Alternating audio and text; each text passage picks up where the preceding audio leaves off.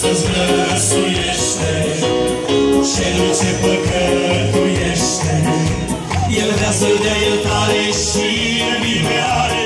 Hai, ridică-te odată! Hai, ridică-te odată! Odată!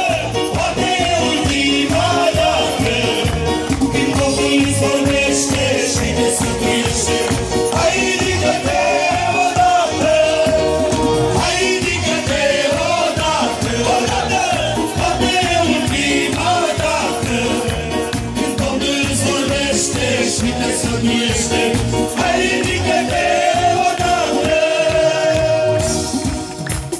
Fraților, să vă întrețiți, de ea să ne focăim, ura și mândria să dispară lumea.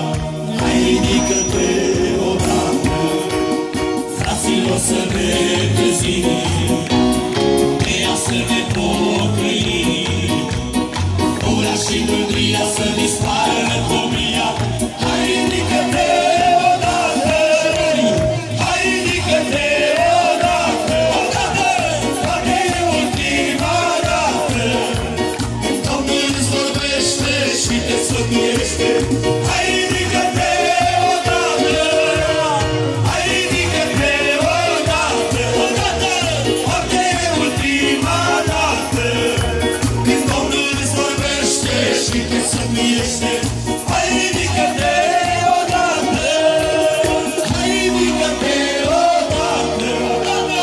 Poate e ultima dată când Domnul îți vorbește și te sfătuiește.